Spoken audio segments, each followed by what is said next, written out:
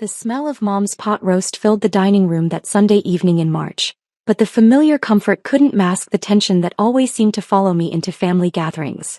At 29, I had learned to expect these moments, though they never stopped stinging quite as much as I pretended they didn't. "So, Sarah," Jake said, cutting into his meat with the precision of someone who enjoyed being the center of attention, "still working at that warehouse downtown?" His tone carried that particular mix of pity and superiority that had become his signature over the years. I nodded, taking a small bite of potatoes. "Henderson Medical Supply, yes." "Medical supply," he repeated, sharing a meaningful glance with our parents. "I suppose that's as close to medicine as you'll ever get, right?" Dad chuckled, the sound low and dismissive. "Well, at least she's in the medical field somehow. Even if it's just moving boxes around." The familiar knot formed in my stomach, but I kept my expression neutral.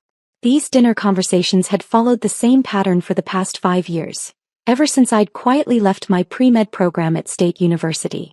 The family had their version of what happened, that I couldn't handle the coursework, that I'd failed organic chemistry, that I'd finally accepted my limitations and found something more appropriate for my capabilities. They didn't know about the full scholarship to Johns Hopkins that had come through 2 weeks after I'd supposedly dropped out. They didn't know about the accelerated MD program I'd completed in 3 years instead of 4, or about the cardiothoracic surgery residency that had nearly killed me with its intensity. They certainly didn't know about the fellowship in interventional cardiology that had led to my current position. "You know what I think?" Jake continued, warming to his favorite topic. "Sarah finally realized that medicine requires real intelligence. Not everyone can handle the pressure of actually being responsible for people's lives." Mom reached over and patted my hand in what she probably thought was a comforting gesture. "There's no shame in finding work that suits your abilities, honey. The warehouse job seems steady, and that's what matters. Plus," Jake added with that grin that had always meant trouble, "failed pre-meds make great medical supply workers. At least you understand some of the terminology, right? Even if you couldn't actually cut it in med school." I set down my fork and looked at him directly. "You're right. I do understand the terminology." "See? That's the positive attitude we like to hear," Dad said, raising his beer bottle in a mock toast. "Accepting reality and making the best of it. That's maturity." Jake leaned back in his chair, clearly enjoying himself. "Remember when you used to talk about becoming a surgeon? God, that was hilarious. You probably would have fainted at the first sight of blood." "Jake," Mom chided gently, but she was smiling. "Don't tease your sister too much. She's found her place." "I'm not teasing," Jake protested. "I'm proud of her for finally being realistic about her limitations. Not everyone can handle real medicine. Surgery especially, that takes nerves of steel and lightning-fast decision-making. Some people just aren't built for that kind of pressure." I nodded slowly, cutting another piece of pot roast. "You're absolutely right about the pressure." "Exactly." Jake's eyes lit up with the enthusiasm of someone who thought they'd won an argument. "And the hours. Surgeons work crazy schedules. Emergency calls at all hours. Life and death decisions every single day. It's not for everyone." "The hours can be challenging," I agreed. Dad leaned forward, apparently feeling left out of Jake's lecture. "And the education requirements are insane. 8 years minimum just to get started, then residency, fellowships. The smartest people I know struggled with that workload. No shame in admitting when something's beyond your capabilities. Plus the malpractice insurance alone," Jake continued, clearly on a roll now. "Do you know how much cardiac surgeons pay in malpractice premiums? Hundreds of thousands a year. The liability when you're literally holding someone's heart in your hands. It's enormous." I took a sip of water, noticing how Jake's voice had taken on that lecturing tone he'd perfected since finishing his MBA 2 years ago. His job at the regional bank had given him just enough success to fuel his superiority complex, though he'd never quite managed to make it to the executive level he'd always assumed would come easily. "And the training," Mom added, apparently not wanting to be excluded from the discussion of my limitations. "Medical residency is like boot camp from what I've heard. 36-hour shifts, being screamed at by attending physicians. You were always so sensitive, Sarah. That kind of environment would have eaten you alive." "Probably for the best that you figured it out before you got in too deep," Jake said with what I'm sure he thought was kindness. "Better to quit early than fail out spectacularly later." I finished the last bite of my dinner and set down my silverware. You're all very thoughtful to be so concerned about the challenges of medical training. We just want you to be happy, Dad said, and I could hear the genuine warmth in his voice beneath the condescension. Sometimes the best thing we can do for the people we love is help them see reality clearly. Jake raised his beer bottle again. To Sarah for finally finding work that suits her abilities. No more pretending to be something she's not.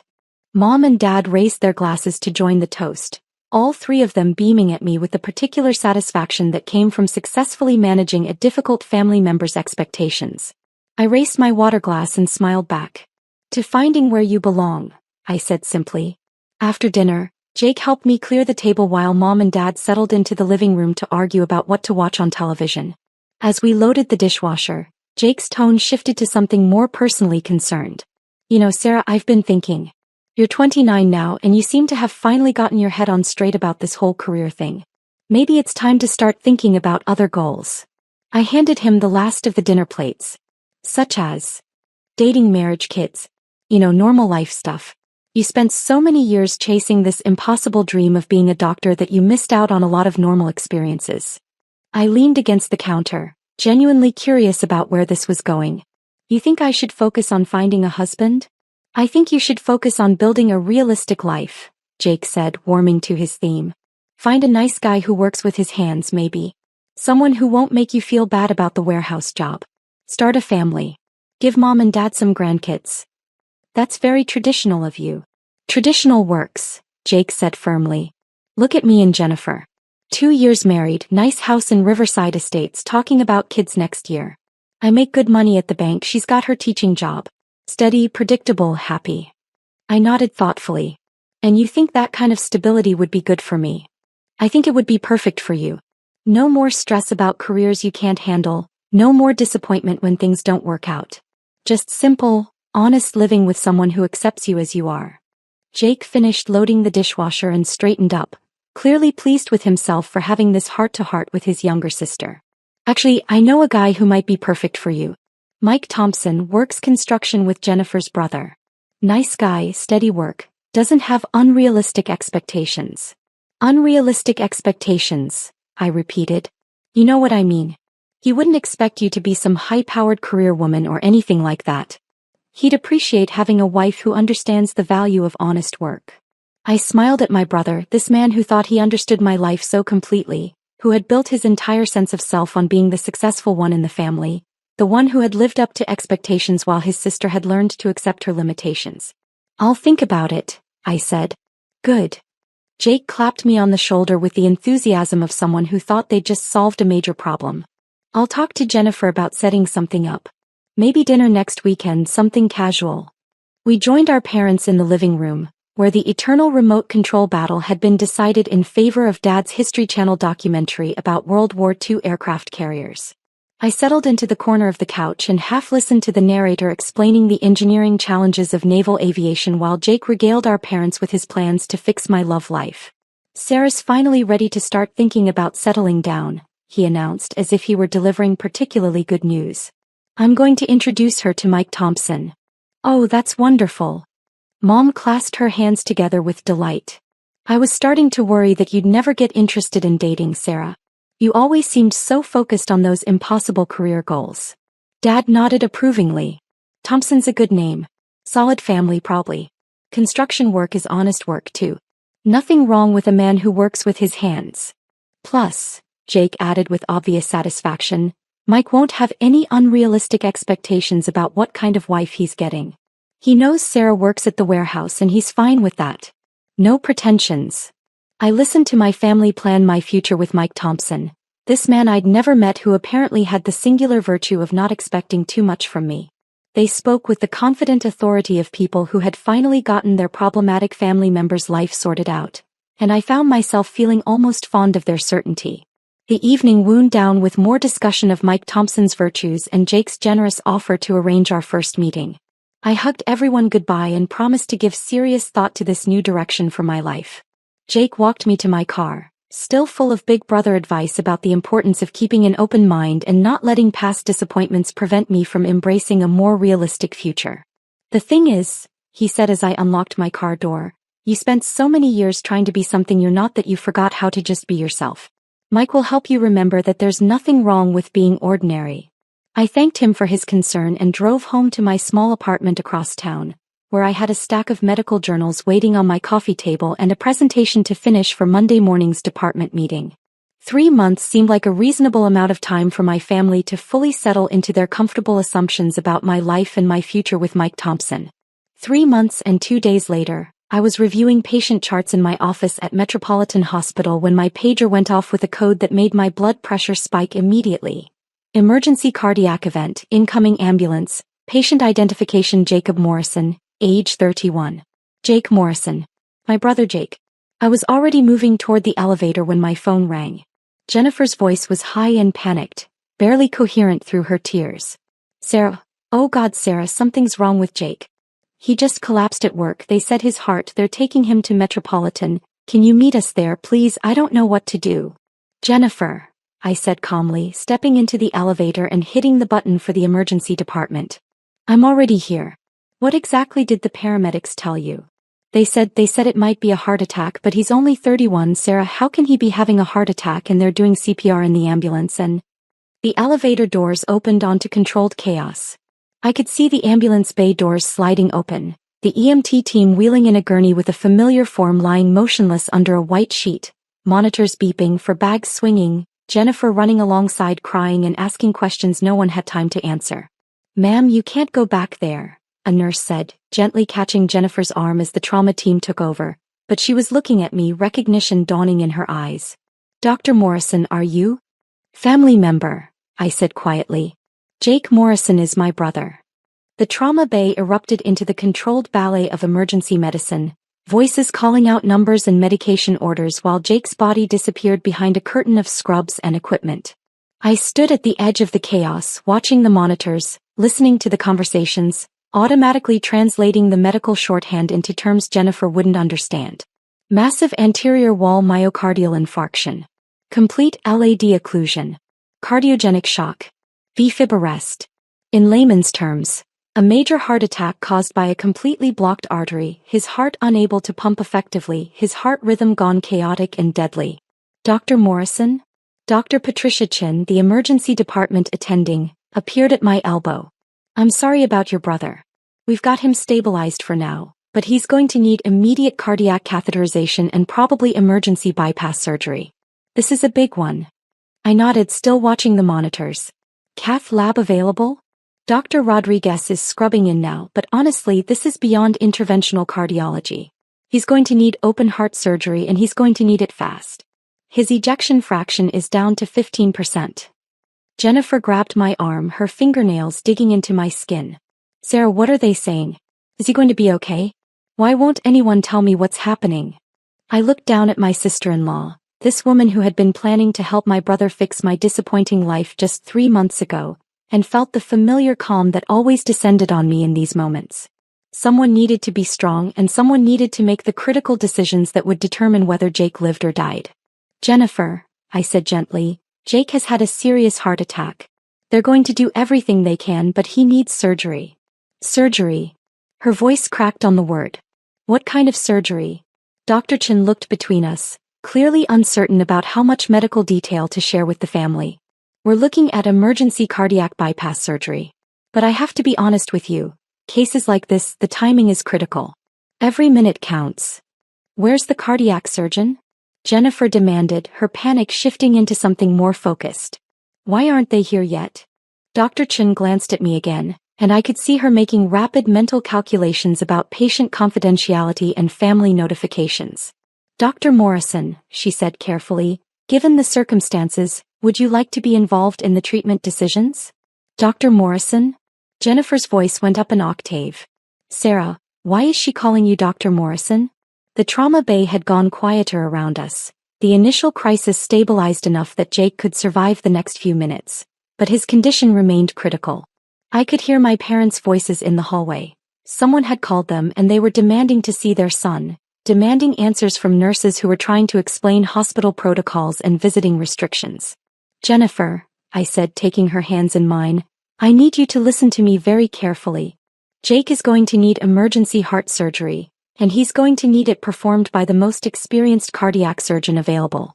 Do you understand? She nodded frantically. Yes, yes, get the best surgeon, money doesn't matter, insurance will cover it, just save him. The thing is, I continued, the most experienced cardiac surgeon available is me. Jennifer stared at me blankly, her brain clearly struggling to process words that didn't fit with anything she thought she knew about me. I don't understand. I'm Dr. Sarah Morrison, Chief of Cardiothoracic Surgery here at Metropolitan Hospital.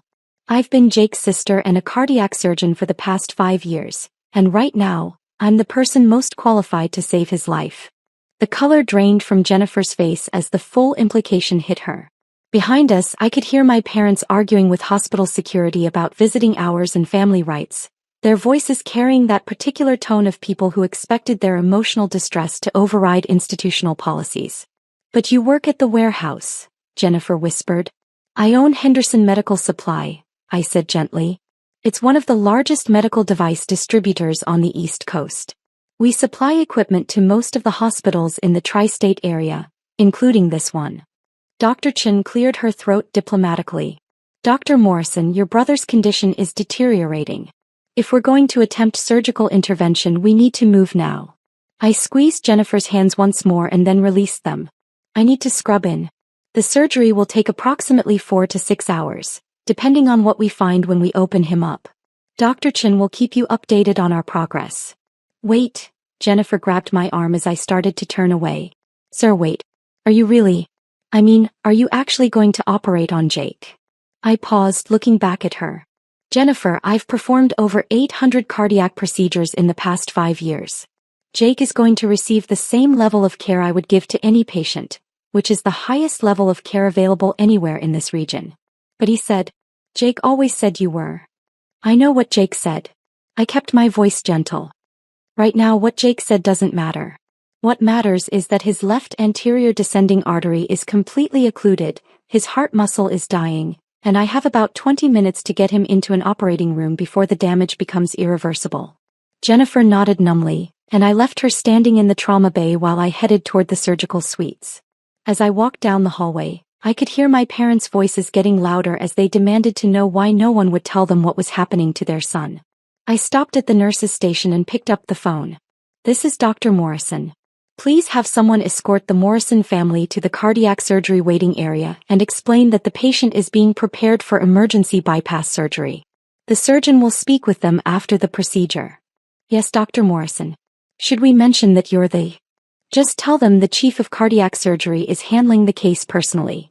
I hung up and continued toward the surgical suite, where my team was already preparing for what would be one of the most technically challenging operations of my career. Not because of the medical complexity, I'd handled far more difficult cases, but because for the next 5 hours I would need to maintain perfect professional focus while operating on the brother who had spent the last 5 years explaining to everyone why I could never be good enough to do exactly what I was about to do. As I began my surgical scrub, I could hear the familiar sounds of the operating room being prepared. Equipment being checked, monitors being calibrated, the quiet conversations of surgical technicians who had worked with me long enough to know that when I was calm, everyone could be calm. Dr. Morrison? Sarah Kim, my lead surgical nurse, appeared at my shoulder. I heard it's your brother on the table today. Are you sure you want to take this case? Dr. Patterson is available if you'd prefer to have someone else. Thanks, Sarah, but no. This is exactly where I need to be. She nodded, understanding without needing further explanation. Okay then. Let's save your brother's life. I finished my scrub and stepped into the operating room, where Jake lay unconscious on the table, his chest prepped and draped, his life depending entirely on the skills he'd spent years insisting I didn't possess. The anesthesiologist confirmed that he was stable for surgery, the perfusionist verified that the heart-lung machine was ready, and my surgical team took their positions around the table. Scalpel, I said, and began the procedure that would either save Jake's life or prove that everything he'd believed about my capabilities had been tragically wrong. 4.5 hours later, I emerged from the operating room to find my family clustered in the cardiac surgery waiting area, their faces showing the particular exhaustion that comes from hours of helpless worry. Jennifer looked up first, and I could see in her eyes that someone had finally explained to her who I was and what I'd been doing while she thought I was stacking boxes in a warehouse. Sarah. Mom stood up slowly, her voice uncertain. The nurse said you were. Jake came through the surgery beautifully, I said, pulling off my surgical cap and letting them see my face clearly. We were able to perform a triple bypass, restoring blood flow to all the affected areas of his heart. He's stable and his prognosis is excellent. Dad was staring at me with an expression I'd never seen before, something between wonder and recognition, as if he were seeing me clearly for the first time in years. You operated on Jake. I did. You're really a doctor. I'm really a doctor. Chief of cardiothoracic surgery, actually. I have been for the past 3 years. Jennifer started crying again, but these were different tears. Relief mixed with something that might have been embarrassment. Sarah, I'm so sorry. We had no idea. Jake never said, we thought you were. You thought I was exactly what I let you think I was. Mom reached out tentatively as if she weren't sure she was allowed to touch me. Honey, why didn't you tell us? Why did you let us believe?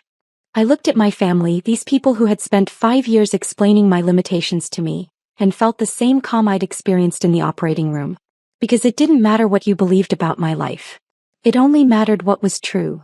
But we said such awful things, Dad said, his voice rough with something that might have been shame. We treated you like. You treated me like someone you cared about but didn't understand, I said gently. That's not the worst thing a family can do. Over the next 2 hours, as Jake slowly woke up in the cardiac ICU, the full scope of the misunderstanding gradually became clear. I answered their questions about medical school, about my residency, about how I had managed to complete my training while they thought I was dropping out of college. I explained about Henderson Medical Supply, about my position at the hospital, about the life I had built while they assumed I was learning to accept my limitations. Jake's first words when he was conscious enough to speak were slurred but unmistakable. Did they get the best surgeon? Jennifer took his hand and looked at me before answering. They got the chief of cardiothoracic surgery. Jake's eyes found mine across the ICU bed, and I could see him trying to process what he was seeing through the post-surgical haze of medications and confusion. Sarah. Hi Jake. Welcome back. You operated on me. I did. Triple bypass. You're going to be fine, but you'll need to make some lifestyle changes. We'll talk about that when you're feeling stronger. Jake closed his eyes and I could see him struggling with concepts that didn't fit with anything he thought he knew about me, about medicine, about the way the world worked. When he opened them again, his expression had shifted into something I'd never seen from him before. I'm sorry, he whispered. You don't need to apologize for having a heart attack. No, I mean, I'm sorry for what I said. About you not being smart enough. About medicine being too hard. About you being a failure. I squeezed his hand gently. Jake, you said what you believed to be true based on the information you had. That's not something you need to apologize for. But I was wrong. About everything. I looked at my brother, this man who had built his identity around being the successful one in the family, who was now learning that his biggest failure had been assuming he understood what success looked like. You weren't wrong about everything. You were right about the pressure, about the long hours, about the difficulty of making life and death decisions. You were right that it's not for everyone. Jake managed a weak smile. But it was for you. It was for me.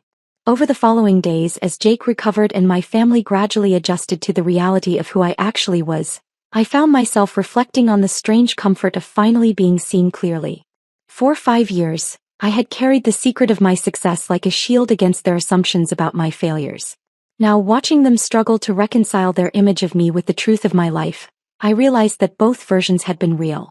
I was the sister who had quietly accepted their limitations and found work that suited her abilities. I was also Dr. Sarah Morrison, chief of cardiothoracic surgery, whose hands had guided Jake's heart back to life when no one else's could have done it. The warehouse worker and the heart surgeon had been the same person all along, and my family's inability to see that said more about the stories we tell ourselves about success and failure than it did about any actual limitations in my life. Jake made a full recovery, returning to work with a new appreciation for his mortality and a significantly improved diet. Jennifer started asking more thoughtful questions about my actual life rather than making assumptions about what my life should look like. My parents began introducing me as their daughter the doctor instead of their daughter who worked at the warehouse. And I continued doing exactly what I had been doing all along. Saving lives, running my business, and quietly exceeding every expectation that had ever been placed on me, whether my family knew it or not. Because the thing about being underestimated is that it only matters if you need other people's estimation to know your own worth. And after 5 years of letting my family believe I was less than I I had learned that my value as a surgeon, as a business owner, and as a person had never depended on their recognition. It had only ever depended on my willingness to do the work even when no one was watching.